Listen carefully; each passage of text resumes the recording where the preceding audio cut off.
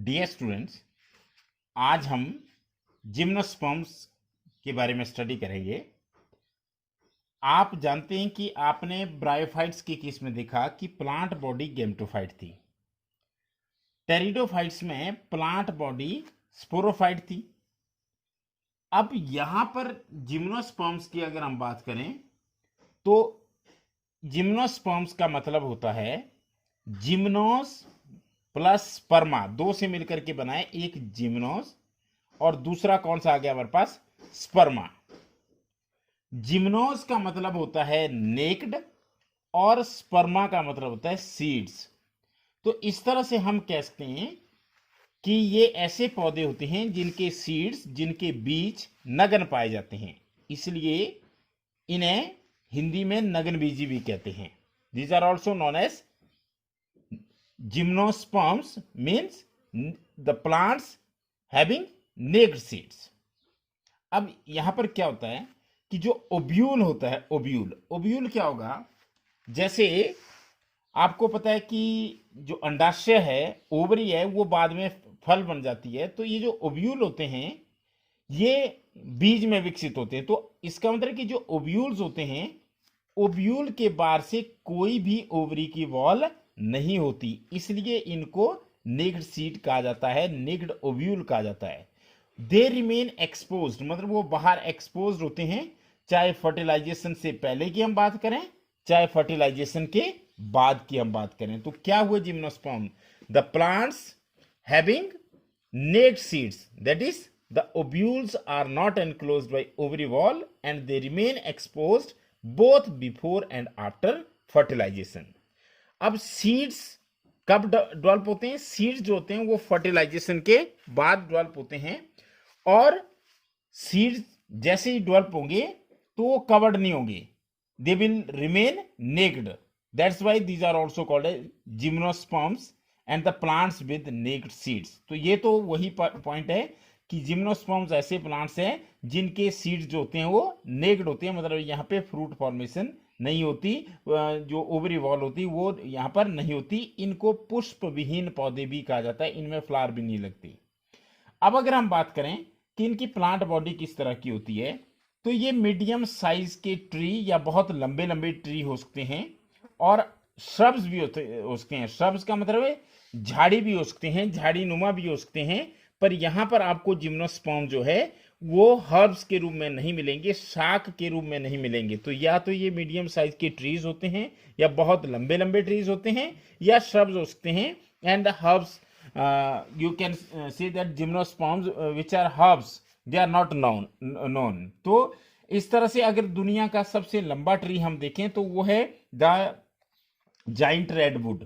और ये जो जाइंट रेडवुड है, इसको बोटेनिकल नेम इसका सिक्वा है SEQUOIA। तो ये भी एक जिम्नोस्पर्म है। तो इसका मतलब है कि बहुत लंबे लंबे भी हो सकते हैं।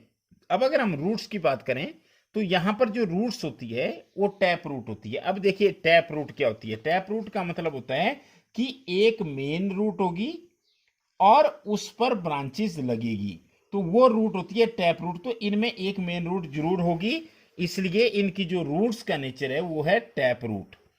और अगर हम इसके कुछ जेनरा का मतलब कुछ जीनस की अगर हम बात करें तो उनकी जो रूट्स होती है वो फंजाई के साथ एसोसिएटेड हो सकती है।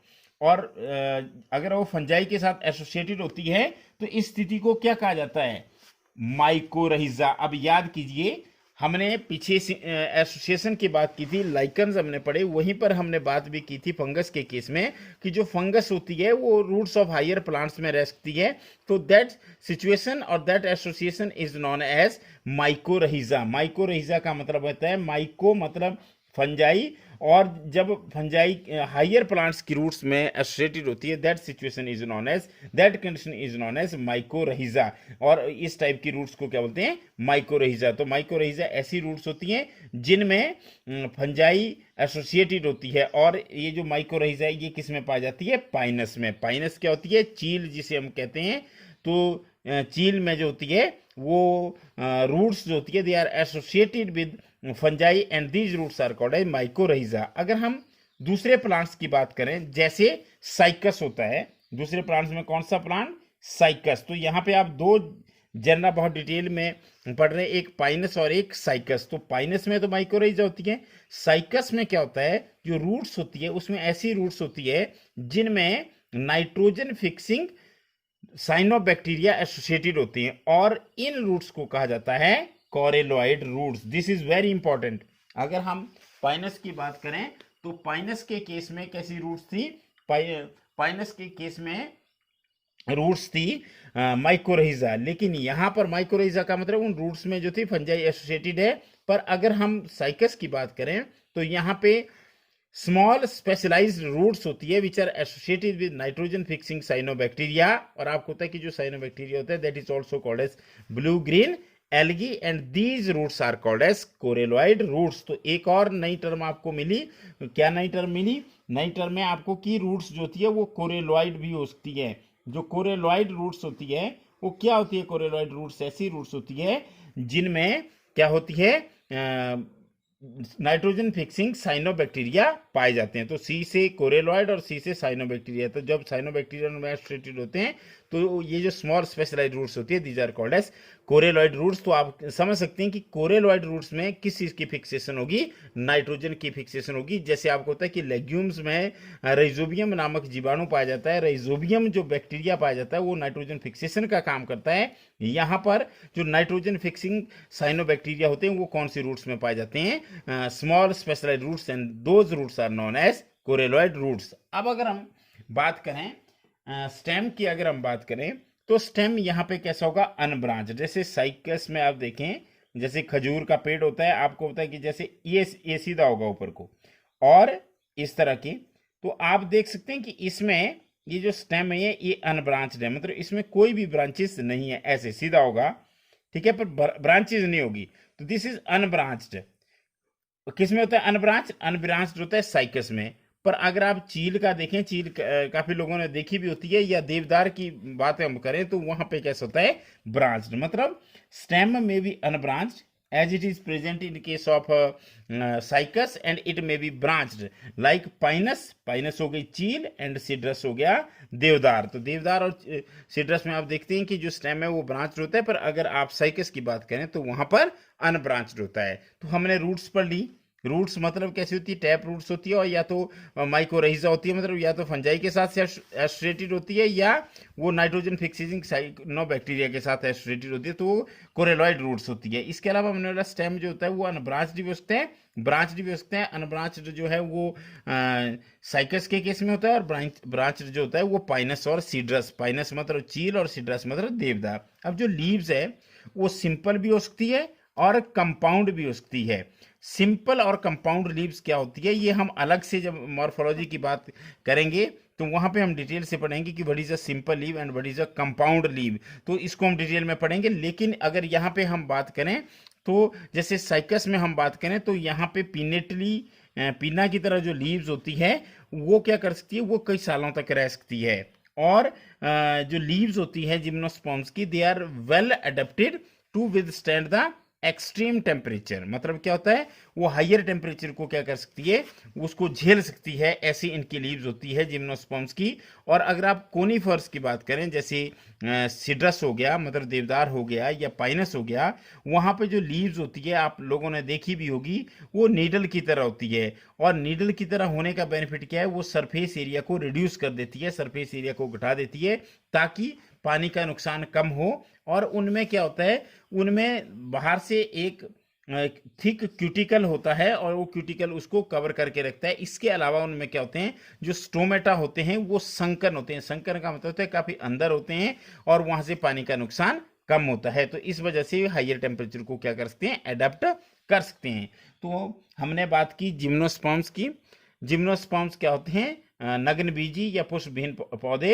मतलब जिम्नोस मीन्स नेक्ड, स्पर्मा मतलब seeds, and the ovules are not enclosed by ovary wall and they remain exposed both before and after the fertilization. Now the second is seeds that develop post fertilization. They are not covered by anything, and that's why they are naked. Now the plant body may be small, medium size, or you can see they may be tall trees, and some of them they are in the as they occur as shrubs, and the tallest tree in the world is the giant redwood. ये आप बहुत important है, आपसे question भी पूछा जा सकता है कि सबसे लंबे ट्री का नाम बताइए, तो आप बता सकते हैं कि it is the giant redwood tree, और जिसको सिक्वा कहते हैं। और ये कौन सा, एक जिम्नोस्पर्म होती है। रूट्स जो होती है वो टैप रूट्स होती है, और कईयों में वो माइकोरहिजा के रूप में होती है, मतलब फंजाई के साथ एसोसिएटेड होती है, और कईयों में वो क्या होती है, साइनोबैक्टीरिया के साथ एसोसिएटेड होती है। जैसे साइकस के केस में कोरेलॉइड रूट्स के हम स्टेम जो होता है वो ब्रांच्ड भी होता है, अनब्रांच्ड भी होता है। साइकस में अनब्रांच्ड होता है, पाइनस और सिट्रस में जो होता है वो ब्रांच्ड होता है।